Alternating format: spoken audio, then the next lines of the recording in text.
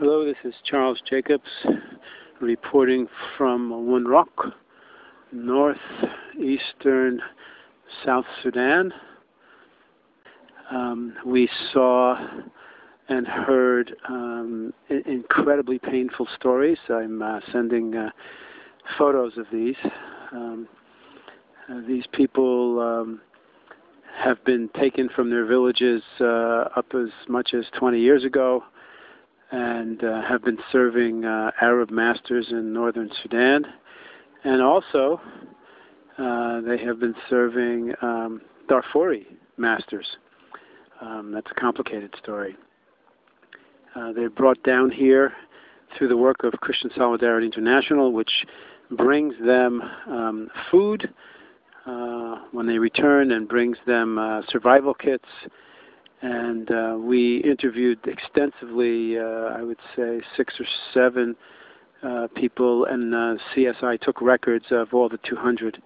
I talked to people who were genitally mutilated, who were forcibly converted to Islam, who were beaten and have scars, who were branded, and who were raped by several members of the master's family. And I spoke to one man who, as he put it, was used as a woman by his master, who then insisted that he call him father. It's very, very awful things to hear. On the other hand, I've never been so delighted by the mood and temperament of people as these. Today they were liberated. Tomorrow their country will be liberated by a vote to separate. At the first slave redemption, slave liberation operation that we attended this trip, I witnessed about 200 slaves sitting under a tree awaiting the arrival of Christian Solidarity International. We came with CSI. Every returned slave had a form to fill out. They were checked pretty thoroughly by the staff. Each slave was photographed. Each slave was identified photographically along with the documentation. I interviewed the following sorts of cases. A woman who was taken when she was 5, a little girl taken when she was 5 in a raid on her village, witnessed in front of her eyes, her relative slaughtered with machetes, taken north, used as a domestic servant until she was 13, and then she was given to her master's 3 brothers who perpetually raped her. I saw a man whose eye was gouged out because he and his 3 fellows, who were slave goat herds, had lost some goats or cows of the master. 3 of the other ones were killed with machetes in front of him. He started to cry. They said, "Stop crying." He could not stop crying, and they said, "We'll give you something to cry for," and they gouged out his eye. And we interviewed him, and we have pictures. Another woman who looked morose told us that she was genitally mutilated so that she could become a clean Muslim woman. She was forcibly converted to Islam. On a personal note, although the stories were horrific, and in fact these people face hardships still because it's an extremely poor country, and they come back, and many of these former slaves were either too young or were born in the north.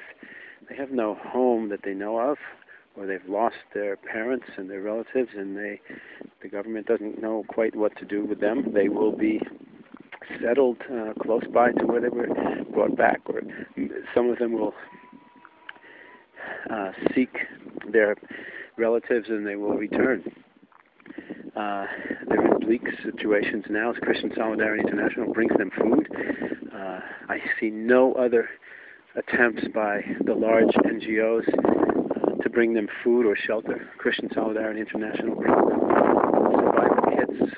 The American Anti-Slavery Group raises money to contribute to them. The survival kits are absolutely necessary. They're plastic sheets for rain cover at night, mosquito netting, scythes um, and they bring them food. So they're under tremendous duress. On the other hand, I've never seen people who were so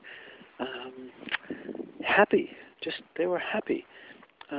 They were smiling, and I had the best time. I had the best time sitting with the children, the boys and the girls, and taking their pictures on a digital camera, and then showing them their faces. And they just were bubbling and delighted and shocked. And I could have spent all day doing this. In fact, I spent half the day doing this. And it was so joyous. And when I think of neurotic America, and I think of all of us shopping in malls, we have much more than what we need, and we worry that we're missing something that these people have. Perhaps it's the simplicity, perhaps the simplicity of life when you have nothing and you finally get something. But even without getting much at all, without getting anything, these people have a kind of a happiness, I think, that is fetching. It is so delightful. And so even though it's a sad thing to hear their stories, it is also not depressing to be here. In fact, quite the opposite.